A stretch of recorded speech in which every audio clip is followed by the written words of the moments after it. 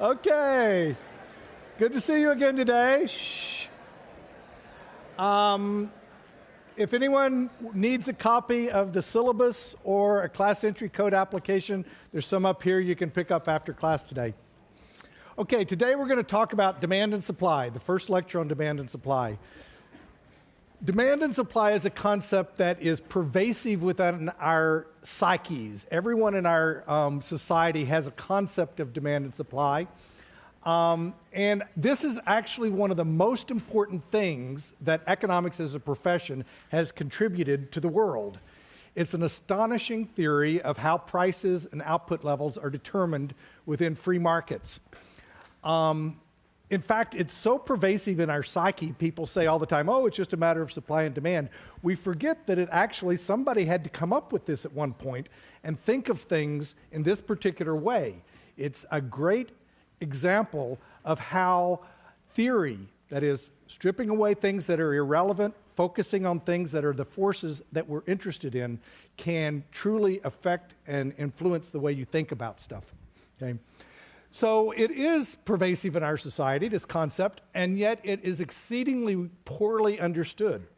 This theory is much more subtle and much more powerful than anyone normally gives it credit for. It's just amazing the kinds of things that you can do with just concepts of demand and supply, implications that they have that you wouldn't be able to work out without these concepts.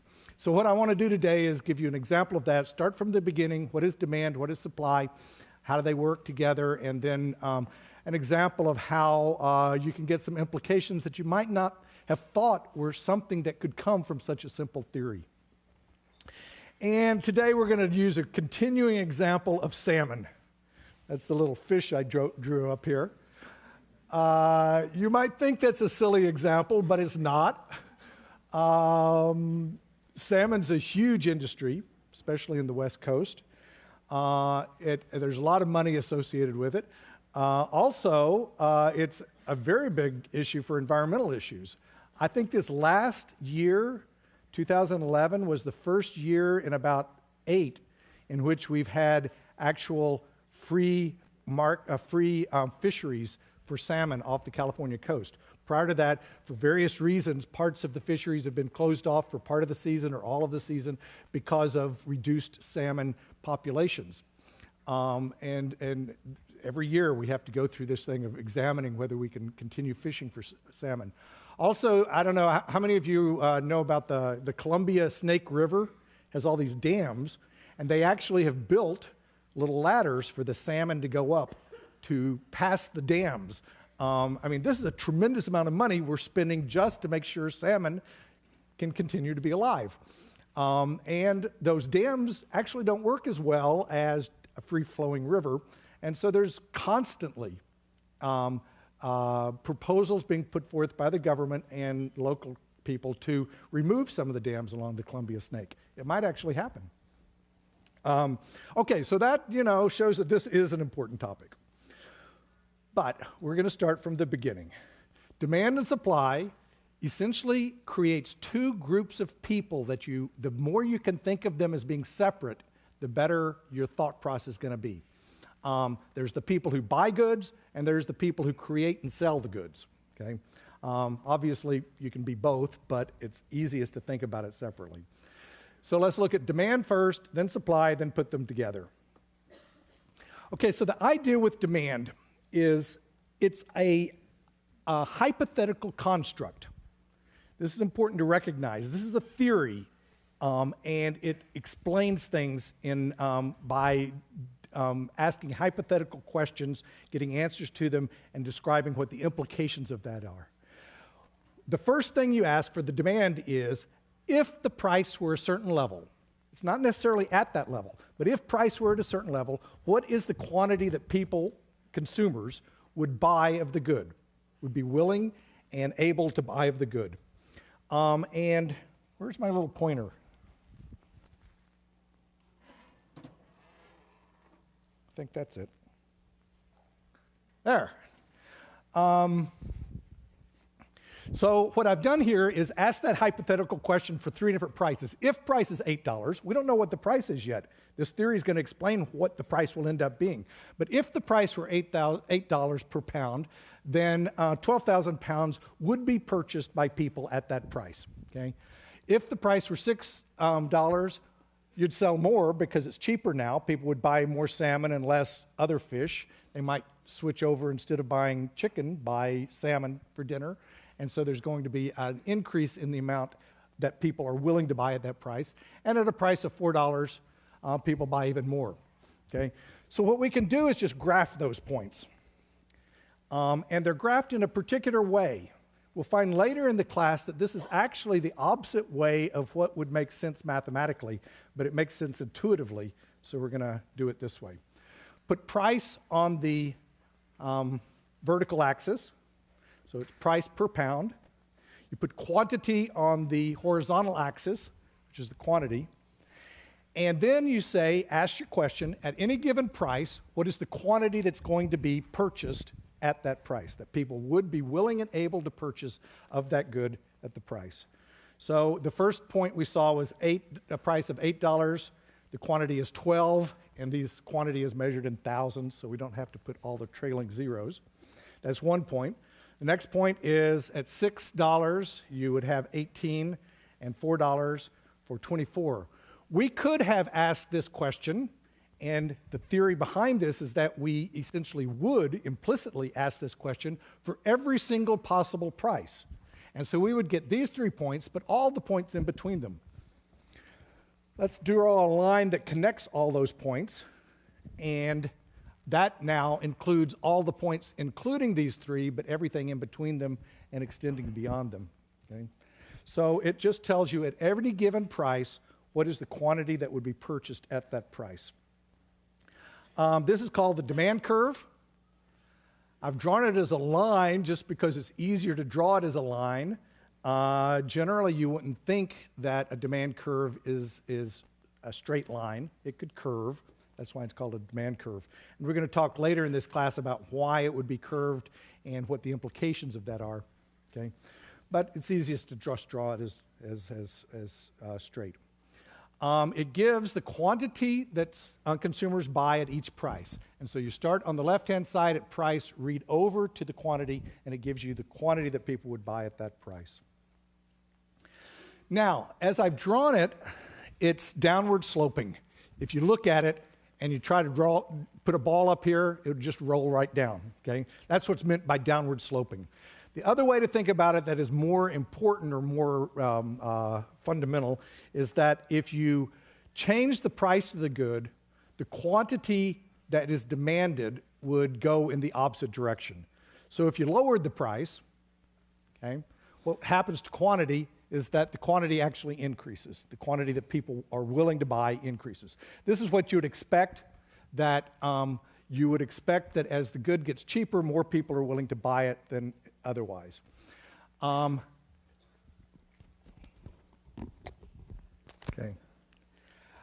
It also, though, works in the reverse. This is why I think this downward sloping demand name is a little bit problematic. When you're going this direction, it looks like you're going down. But the same thing occurs when you're going in the other direction. If you raise the price from a particular level and said, what would happen if we raised the price to a higher price, the quantity demanded decreases, and now it looks like we're going up the hill. All right? So what does it mean, downward sloping? What it actually means is the quantity changes in the opposite direction of the price. Now, we define this as a law of downward sloping demand.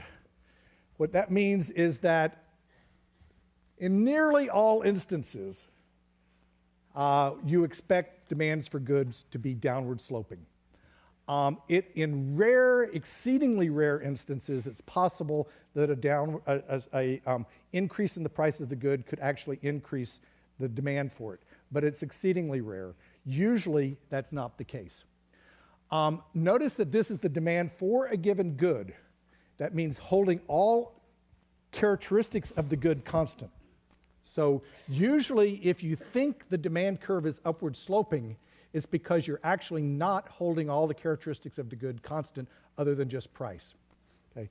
So let's think of some things. What are some ideas of where, can you think of any cases in which an increase in the price of the good actually causes more people to want to buy it? Yeah.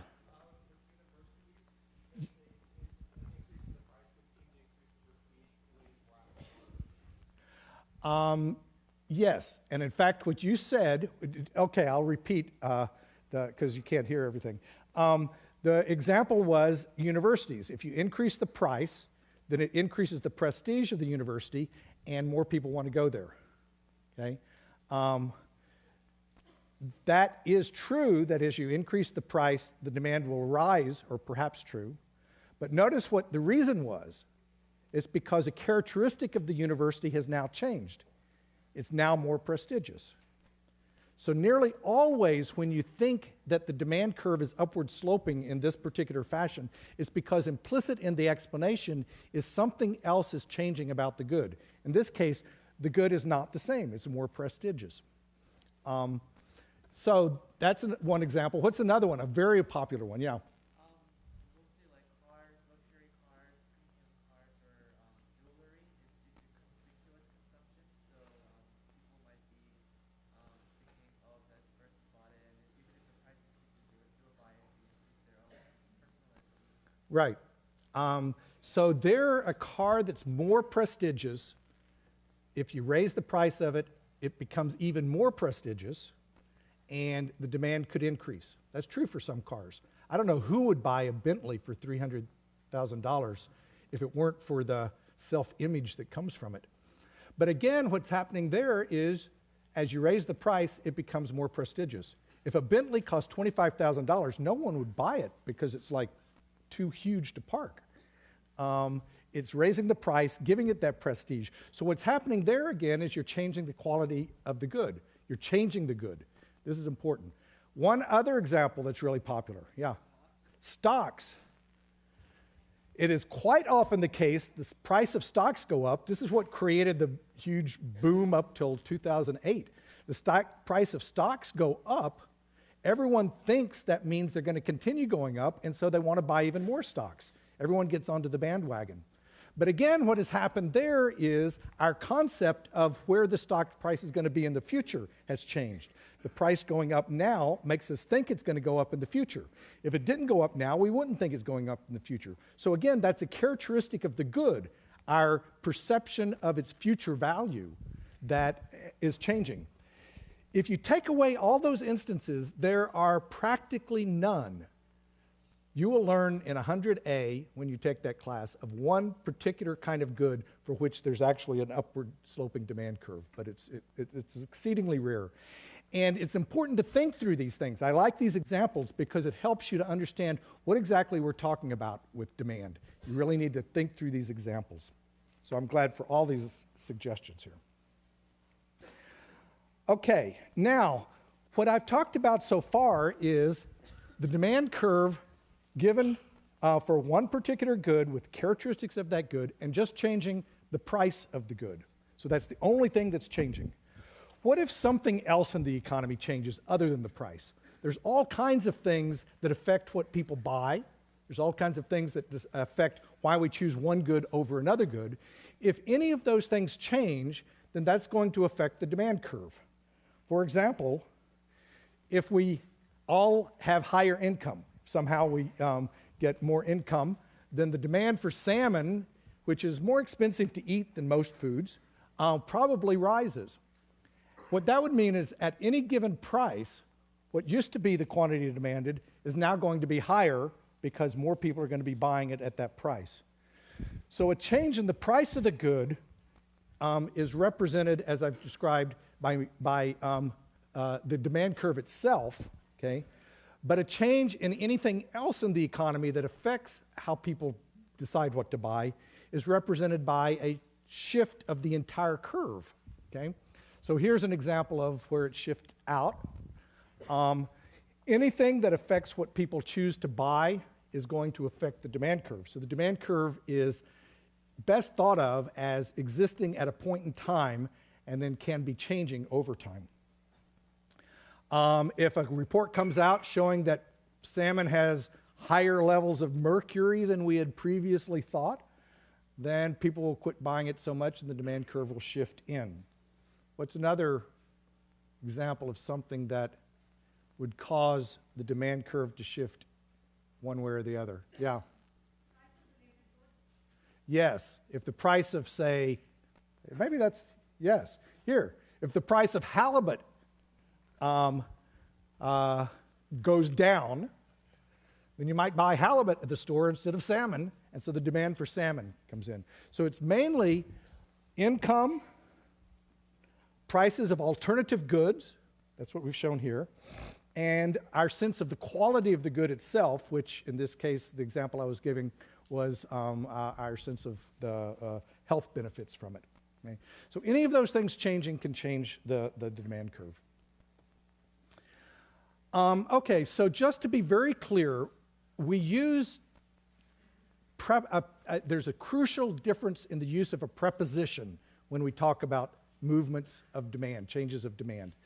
When we talk about the change in the quantity demanded from, suppose we start at a price of $6 and there's 18,000 pounds that are being demanded. If we're talking about a change in the quantity demanded as a result of the price changing, that's movement along the demand curve. The preposition there is along the demand curve. If you're talking about a change due to something else other than the price, it's a movement of the demand curve.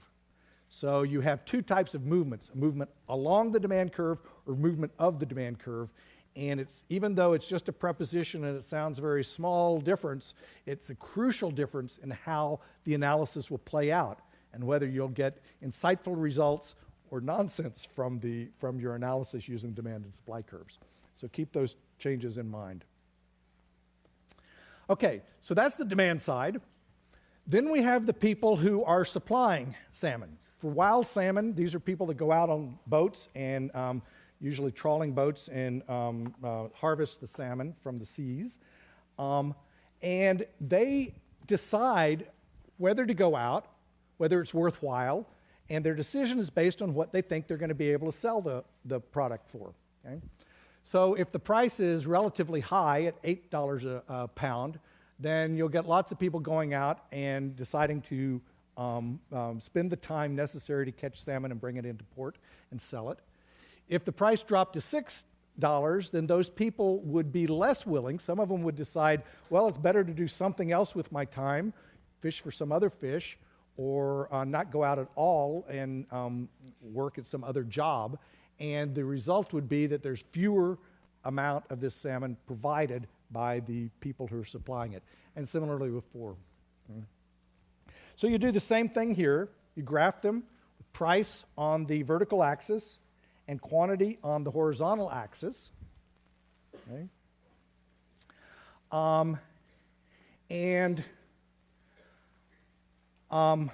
When the price is $4, you get that, 8, all three, just like on the demand side, it's just a flip of the whole thing.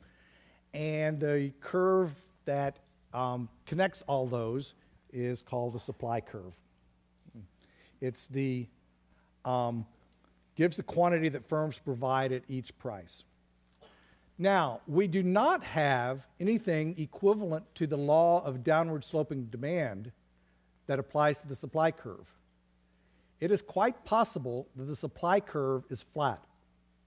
And in fact, as we will see later in this course, the crucial benefits of competition come from the fact that in a competitive market, the market supply curve ends up being flat. It has no upward slope. So here we don't have that, the same type of analysis. Essentially what's happening there with a flat supply curve is if the price is below some point, nobody will supply it because it's, you can't make money at it. And if price is above that amount, everyone in the world would want to supply it because everyone can make a profit at it. Okay? So you get an all or nothing kind of scenario, and the flat line is just, you know, what connects those two zeros and very large number. Okay? That's quite possible. Okay? Okay, so we also, though, have to think about why the supply curve changes. First of all, there's movement along the supply curve. As the price changes, the quantity supplied would change. But there's also shifts in the supply curve itself due to anything that would affect the people who are providing this. Yeah?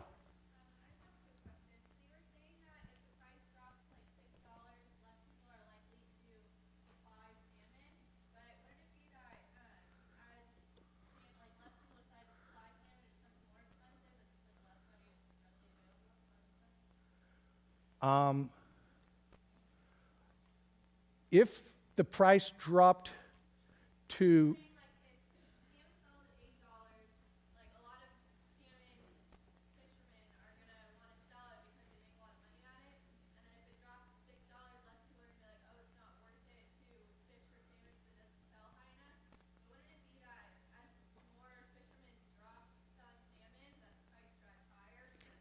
aha, perfect. What you're bringing in now is the interaction of demand and supply. If suppliers don't provide enough of the salmon for what people want, the price is going to be driven up. But what you're implicitly doing in your statement is saying the amount that ends up being supplied is going to depend not just on suppliers' decisions, but on the interaction of that with demand. And that's very important. We're going to get to that after this. We're going to put supply and demand together. That's the key element, what you're talking about. But before you get to that, it's very important to talk about suppliers and demanders and get that in your head separately. The suppliers in this case, our hypothetical question was, if the price is $8, how much would suppliers be willing to supply? Okay? They can't do anything about the price. We're not saying, well, if they could negotiate the price or they knew the price was going to change. It's if it's $8, what would they do? If it were $6, what would they do? And they were guaranteed that price. Okay? We're going to find out later that hypothetical does not actually occur in the world. But our thinking in terms of the hypothetical helps us to understand what goes on in the world. Yeah?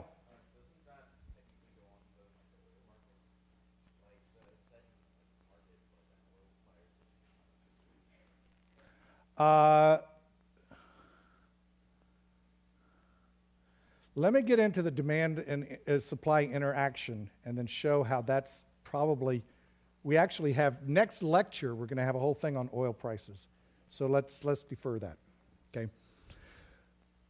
But what these have pointed out is that the demand curve and the supply curve are asking hypotheticals that need not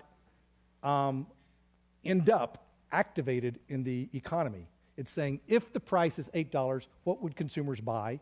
If the price were $8, what would suppliers supply? And yet the price might not end up being $8, okay? But we still ask that hypothetical to define these terms. This is how this is much more subtle than people think. You know, it's a strange thing where you're using a hypothetical that is demonstratively false to show how the market works. But it actually helps you do that.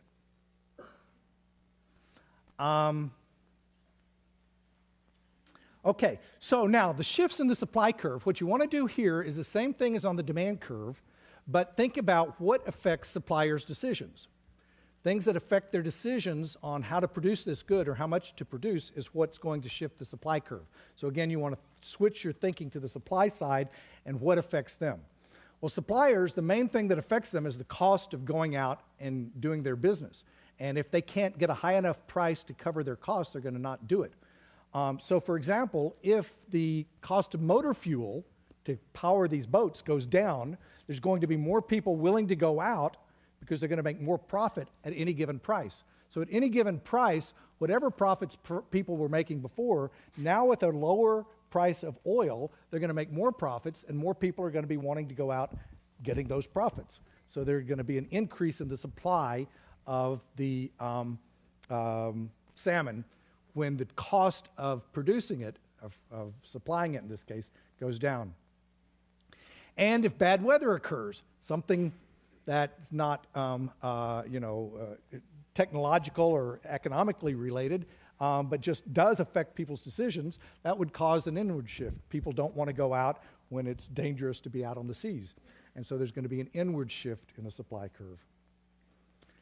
Okay, so now we interact the two. You could probably guess the point of demand and supply is to figure out what the price is going to be in the market. Not all these hypotheticals of if price were this, but what is price going to be? So we have a downward sloping demand curve, a supply curve that is often upward sloping. It can be flat for reasons we'll see later in this class. But you put those together, it doesn't take a genius to think about, well, oh, there's going to be something happening there. Okay? But before you get to that intersection, I think it's important to look at the process that occurs that moves price in particular directions and why that intersection is important. So I want you all in this class, when you see a graph like this or anything, there's an immediate tendency to go to the solution, and you can often visually see what the solution must be, okay? But rather start somewhere else and see why it is, how you get there. So that's what I want to do now. Suppose the price is $4. Okay? What's going to happen is we're going to have 8,000 pounds of fish supplied by suppliers. That's how much they're willing to go out and catch these fish. But we're going to have 24,000 pounds that people want to buy. Okay? So what's going to happen here? The first thing that's going to happen is this is going to be the quantity that's actually sold at that price. Why is that? It takes two parties to make a transaction. You have to have a buyer and a seller. It takes two to tango. So what it means is there's only this many suppliers. Each of them will hook up with a buyer and make a transaction at that price. Okay? And all of these remaining buyers will be left without having their demand satisfied. They want to buy at that price, but they're not able to. So the quantity that's actually provided here is the lower of the two, demand and supply, because it always takes both parties to agree to the transaction. So this is the quantity that will actually be transacted at that price.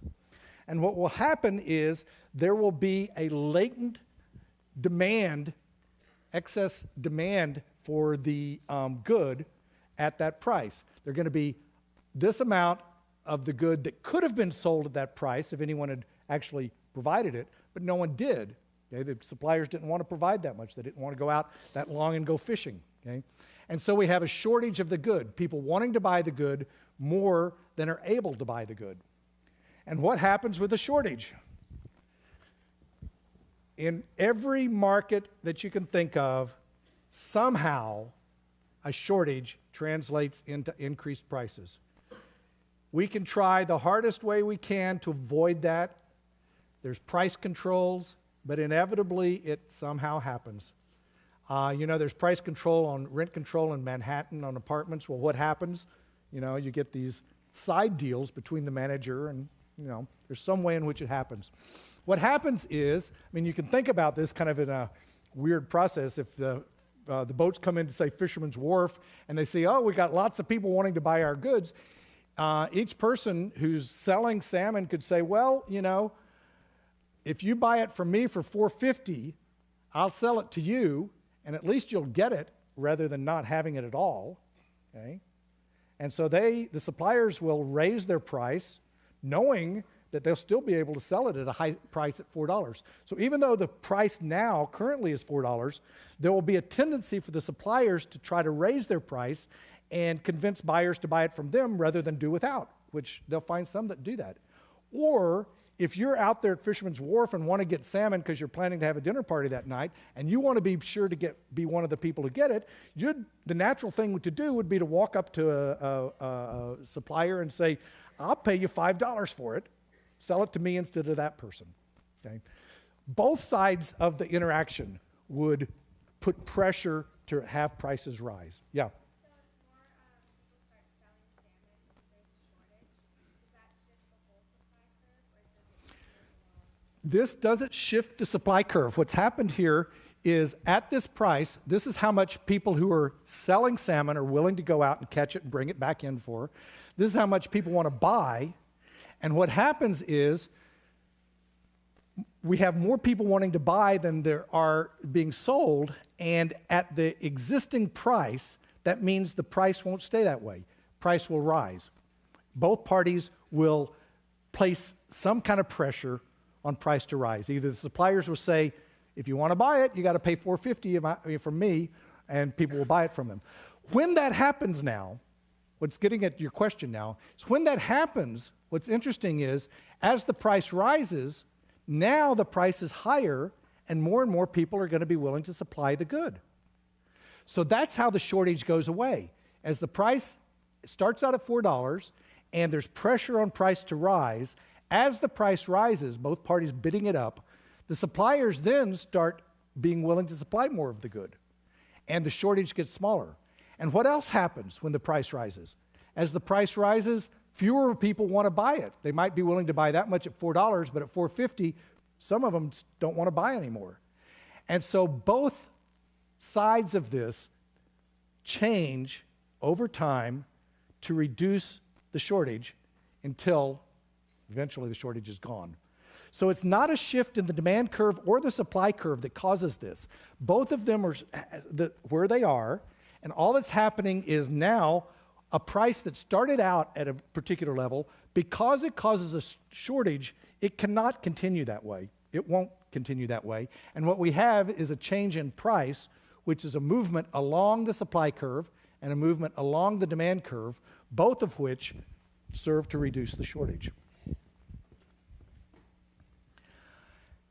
And so what happens is, if you're ever in a situation where there is more demand than supply, there's a tendency for prices to rise. So you can't stay there. It won't just continue to be there. Suppose you would look at the other side, you get the same story, but just in reverse. At a price of $8, suppliers now really like that. They're willing to go out and spend a lot of time out catching fish and bringing them back. $28,000. But buyers only want to buy 12,000 of them, and what we have is a surplus. Okay, again, what is the quantity that's actually going to be transacted at this price? It's going to be the lower, because it takes two to tango, which is interesting. What this tells us is this curve is an answer to a set of hypothetical questions. What if price were a certain level? Okay, this curve is also an answer to hypothetical questions. And the only parts that we would ever potentially observe are actually the left-hand side here. This part, not only is it hypothetical, but it's never seen. You don't transact out there. That doesn't mean those parts of the curves are not important, because they determine what would happen if things changed, okay? But it just points out again that this is a theory that is a great example of how thinking about things in a particular way can truly help you analyze problems, okay? And all of this is hypothetical and never observed. So it's not, the idea that a theory has to only be about facts is not true. It's not true. That what? Never intersect. Yes. And in fact, your section's going to go over some. And you might want to think about some, why that might happen. They could not intersect. And those goods we just don't see in the market. Okay, so what happens when there's a surplus? Suppliers have all this fish. They brought it into Fisherman's Wharf. They can't sell it. What do? They start saying, hey, buy from me. I'll sell it to you for $7 instead of $8. Buy from me, I'll sell it to you for $6. And the people who are going there see that there's all this fish piled up, nobody buying it, and say, well, if you want me to buy this, I'll pay you $6 for it, not $8. There is going to be some mechanism somewhere in the system that causes the price to drop. And that's what's going to happen. Okay? And in both of those, on both sides, again, as the price drops, the quantity that people buy is going to go up. That reduces the surplus, and the quantity that people supply is going to go down. That reduces the surplus also, and you move. So if you're above that intersection, the tendency is for price to go down. If you're below the intersection, the tendency is for price to go up. If you're at this intersection, you have neither a surplus or a shortage, and that's equilibrium. Okay? At $6, the quantity that's supplied is exactly equal to the quantity that's demanded. Okay, so in equilibrium, the equilibrium price is where there's no shortage or surplus. Okay? This, however, is a definition. It's not a definition. This is a characteristic of equilibrium in this situation. Okay? The definition of equilibrium, we're going to use equilibrium throughout this whole course. It's a central concept of economics, is that there's no tendency for change. Okay? Notice that at any other price that we were at, there was some force operating to not allow us to stay there. If we're at a lower price, such that there was a shortage of the good, there's going to be a tendency for prices to rise, and we won't stay there. If we've got a higher price, there's a tendency for price to drop. Only at this price is there no tendency for it to change, and so we would stay there once we're there. Okay, that's what equilibrium is defined as, is no tendency for change. It's kind of like, what is the Buddhist concept? Samadhi, balance. You have nice balance. That's what's this. In a demand and supply situation, as we've described, this means that there's no shortage or surplus. The demand is equal to supply. However, you probably already know, just from your lay concepts of economics, or if you took this in high school, there can be equilibrium in some types of situations that have shortages or surpluses. Can anyone think of an example of an equilibrium where you have no tendency for change, and yet there's a surplus?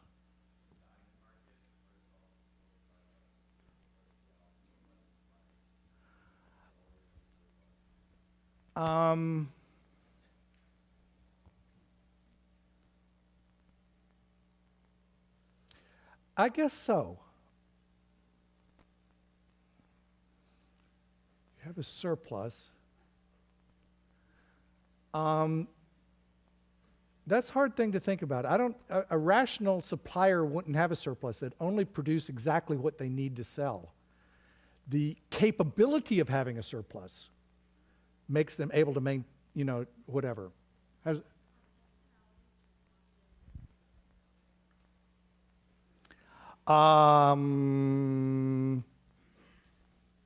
Externalities was the answer. Maybe. We're going to get into that. Let me just tell you what I was thinking.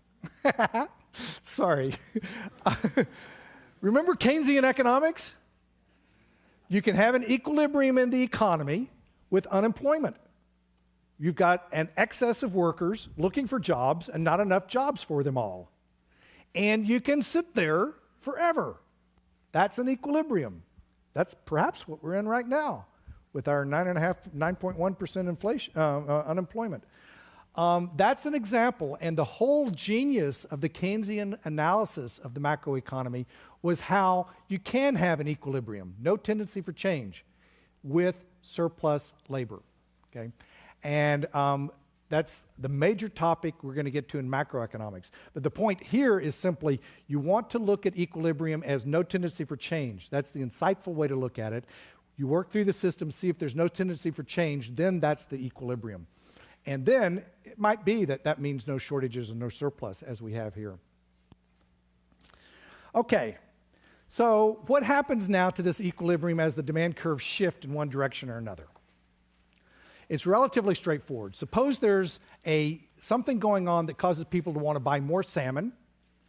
What that means is, say, income rises or the price of halibut increases, so people want to buy salmon instead of halibut. The old demand curve then shifts outwards, and what happens is there's an increase in the price and an increase in the quantity. Importantly, an increase in demand raises the price of the good. What essentially happens is an increase in the demand, a shift out in the supply curve, immediately creates a shortage. So at the existing price, the immediate effect is a shortage, more people wanting to buy than currently can activate their desires, and that causes upward pressure on prices. As prices rise, the quantity supplied increases, and the quantity demanded decreases until you reach this new equilibrium at a higher price. So an increase in demand, again, going through that story is important for understanding what's happening. Instead of just saying, oh, you go from here to here, to understand what happens is immediate effect is a shortage, which causes pressure on prices to go up, which causes quantity demanded and quantity supplied to converge towards each other is what's important. An increase in the supply of the good, if motor fuel gets less expensive, then that causes the price to decrease. Okay, so an increase in each of the curves has the opposite effect on the price. And again, the impact here is the same. If the immediate effect is a surplus of the good, and then that surplus causes downward pressure on prices. As prices drop, the quantity demanded goes up, the quantity supplied goes down until you reach a new equilibrium. Okay, so this is the concepts of demand and supply. I now want to show you how you can use this in a way that can profoundly affect public policy. Our government has had a war on drugs since I was in high school. It's continuing. I think more than half of the people incarcerated in California are there on drug charges. And yet, what I would hope to convince you or explain to you is that this war on drugs could be known to be doomed to failure just using basic concepts of demand and supply. Demand and supply concepts shows that it is necessarily going to fail. It can't operate correctly. Or better yet, the more effective the war on drug is at incarcerating people and reducing the supply of drugs, the more it's going to exacerbate the problem of drugs in the economy. Okay? This is something, again, that, well, it's just using the concepts of supply and demand that provide this implication without any empirical analysis, actually, except one little thing. Okay, so let's draw the demand and supply of drugs and then see what the drug program is trying to do, okay? The demand for drugs, I've drawn it here. The one thing that is important to the analysis is that I've drawn it steeply. What that means is if you're at a particular price for drugs and you raise the price, people are going to still pretty much continue buying the drugs. For addiction drugs like heroin, cocaine, meth, the price could go high and people still are going to buy it, okay? So there's going to be a relatively small diminution in the number of people, quantity demanded, as the price rises. So the demand curve, I think we can all agree, is relatively steep. There's been a lot of empirical work with this. Same is true for cigarettes. Okay? So then let's draw in the supply curve. It really doesn't matter how we draw it in. I'm just going to put it in here. The shape of it doesn't matter that much to the analysis. The steepness of the demand curve does matter. Okay, so now what we end up with is, in the absence of a war on drugs, if we just let things be as they would in a naturally occurring market, we have a demand curve and we got a supply curve. These are people supplying the drugs. These are people buying the drugs. You get some equilibrium price, and you get a price and quantity at that equilibrium. Importantly, for the analysis I'm going to describe, this box here, this square, this rectangle, is a graphical representation of the amount of money that is transacted in the drug trade. This is the price times the quantity. Remember your basic geometry that the area of a rectangle is the height times the width? Well, the height is price and the width is quantity, and so this right here, the area of that rectangle, is the quantity of money that's spent on drugs. It's the quantity of money that the drug sellers obtain as revenue and the quantity of money that the buyers have to come up with to buy it. Okay? So now, what is the effect on the war of drugs? The purpose of the war on drugs was to tempt drugs from entering the country and to imprison drug dealers. And the point of this was to reduce the supply of drugs. The point of reducing the supply was twofold. There's always been two parts of this program. One, we think that people should not be using drugs. It's harmful to themselves. There's that aspect. But actually, the bigger aspect from a political perspective is that the tremendous amount of violence and crime that's associated with the drug trade. The drug sellers have cartels and have enormous bloody battles over who's going to control the drug trade. And the drug buyers often have to engage in crime to be able to pay for the drugs that they're getting. Okay? That's one reason the demand curve is relatively steep. If the price goes up, people that are severely addicted will do what's needed to get the money to buy the drugs. Okay? So the point of the drug program was to reduce people's individual use of the drug, but also to reduce these problems associated with the drug trade. Okay? What is that going to do? We can then say, suppose the drug program is actually successful in its reduction in supply, that it actually incarcerates people, prevents drugs from coming across the border, other things like that. What that does is decrease the supply curve. Okay? So the supply curve drops from its original level to its new level. Okay? And what is the impact of that? The impact is moving from the old equilibrium to a new equilibrium. Okay? And notice, the two things that we're wanting to accomplish, this is the new amount of money that's being spent on drugs after the war on drugs has occurred. So what's happened is the amount of drugs that are actually being sold drops exceedingly little. So we don't have much impact on the amount of people actually consuming drugs, and the amount of money that is spent on drugs, that is the source of the violence for people buying the drugs and those who are selling the drugs, has actually increased. We now have more money in the drug trade than we had to start with. It's an inevitable outcome of this situation. Yeah. The exceedingly low change in the quantities when you do the supply chain because the curve is so steep, right? Right. This is because the demand curve is exceedingly steep. If the demand curve is steep, the main impact of reducing supply is going to be increasing the price. You can think of it as the original equilibrium is here, and this amount of money is spent on drugs.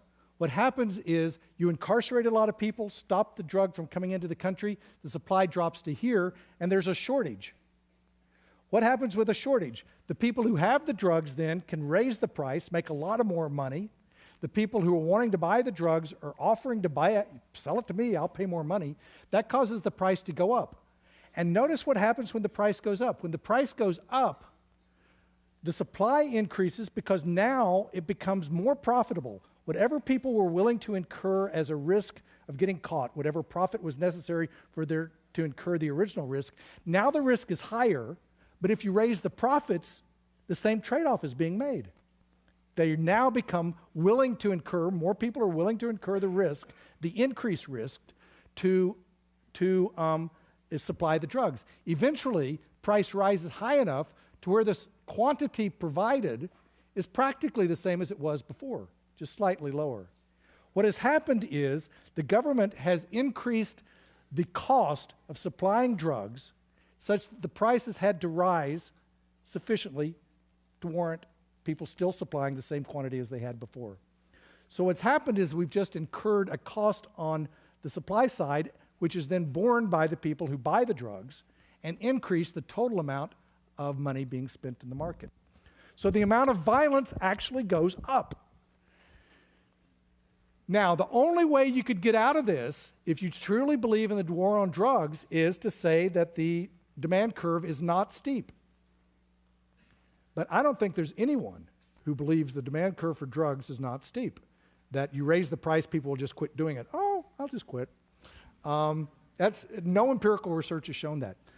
So what this shows is, we could have known this beforehand if the people in our government had just taken this class, and then we could save all this money. So what do you do instead? If you have a demand and supply system like this, and you know the supply interactions, the supply effect is going to be the wrong direction, it's going to hurt things. Your other option, you've got two levers, supply and demand. Education and rehabilitation programs to reduce the the demand curve. When you reduce the demand curve, price necessarily goes down. The opposite of what reducing the supply curve does. So you start out with this amount of money right here being spent, and if your program is effective in the sense of shifting demand curve, then you actually solve your problem. Okay? Now, just a second. There's one problem with this, of course, is what if your program's not effective at, you could be throwing money down the drain but not being able to reduce the demand curve. The difference on these two arguments is if the drug program is successful in shifting the supply curve, it necessarily makes things worse. So it's one of those things that if you succeed, you necessarily lose. The demand curve, if you're successful, at least you're going to win. So either don't do anything or do it that way. Okay. See you next Wednesday. Monday is not a lecture. It's a holiday.